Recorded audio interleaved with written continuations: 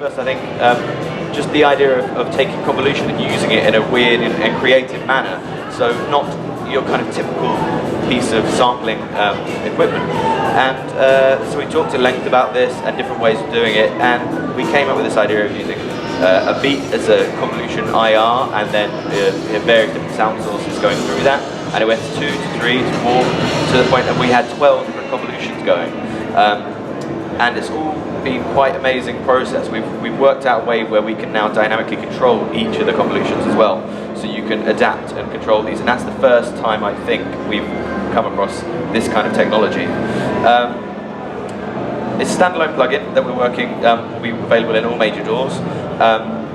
And this is the interface. I don't know if you'd seen it in NAMM, we'd already shown it off a fair bit, but it was a completely different GUI. This is all completely redesigned, so everything here is completely new. But we've been working on various different bits and programming of it, but I'll play you a little demo which is made with a new product we're also announcing, which is Evolutions 3, which is a motion-based string thing. So everything string-based you're hearing is Evo 3, everything other than that is all coming from Phobos. So that's the drums, the bass, the pads, everything.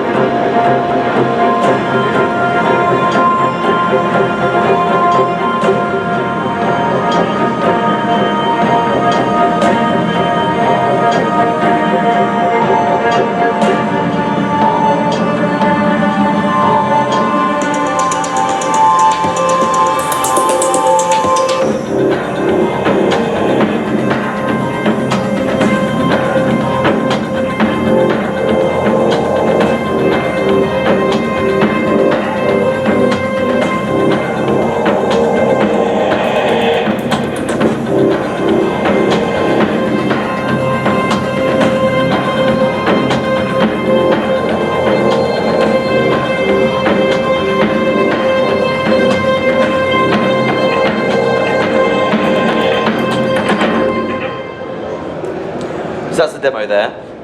Now that we've heard that, I'll just go briefly over the GUI itself so you can see all the different controls and parameters we're programming in. So at the heart of Phobos is this triangle where everything's controlled from. So I mentioned earlier we've got 4 different sound sources. So they're up here, 1, 2, 3 and 4. Each one with a variety of controls that we felt we were grabbing the most. It's a simple mix between the convoluted wet signal and the dry sound of that sound itself, an envelope and a high pass filter when it's activated. Each one of these sounds then gets convolved through these impulse responses. So it can be anything loaded up here, and you can change the mix based on the puck of each sound. So this is sound 1 here that I'm moving around, and you can control the amount you're hearing of that sound. So for example, sound 1 is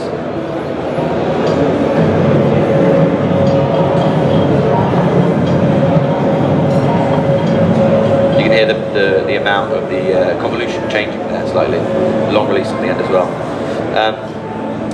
So with each sound as well, you can control the ADSR up here, as shown on that, but you can also delve in deeper and get some more deeper controls. We've got the full control of the AHDSR and the curve as well, so you can change the amount of the curve on all the sides of it, which is quite useful. Legato mode means, especially for beats, it's really useful, so it joins them up, similar to legato mode on any other thing, but it's also with the beats, it doesn't jump straight across to the starting point of the next beat. You can actually kind of play the rhythms quite musically. High pass and low pass filters if you want to turn them on. And gates is a really big part of Phobos, I think, is the way that you can gate the high and the low end spectrum, so you get this kind of real cool pumping effect. And that's what we've got on the sound side of it. And then we move over to the IRs. Now this is, all the settings here are affecting the actual impulse response itself. And again, like I said before, you can do this dynamically, so there's nothing else that does this out there. So you can adjust these settings and change them to an impulse response that is then being convolved with your sound source. all done dynamically, all done in real time. So again, under the hood, we've got a huge amount of various different options. A few extra hold options which change the length of the impulse response. So you can, for example, with a beat, you could use a very small part of it, or you could use a very big part of it. It gives a real pumping effect, really amazing. Quantized effect means you can, quantized offset, you can push it so it's slightly off the beat, creating these really cool rhythms with everything else there. Again, we've got filters and the gates that you've seen earlier. So what happens after that is what you're hearing is the stereo output of this triangle. So all 4 parts mix is then coming out, and that's your sound. We've got a few extra main controls here, as well as note the MPE compatibility. So we're making Phobos MPE compatible on release, which means we're compatible with any other MPE devices such as the Rolly Seaboard, and I think it's an Instrument One as well. And one thing I'll end on, which is the heart of all of this, because we've been doing it in conjunction with PT, is it's the sounds themselves.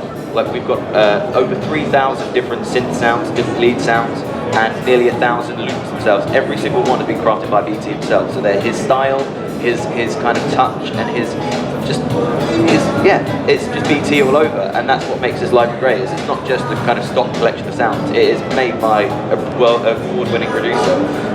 So I'll play you out with the demo again, just so you can have a listen to Phobos again, and thank you very much.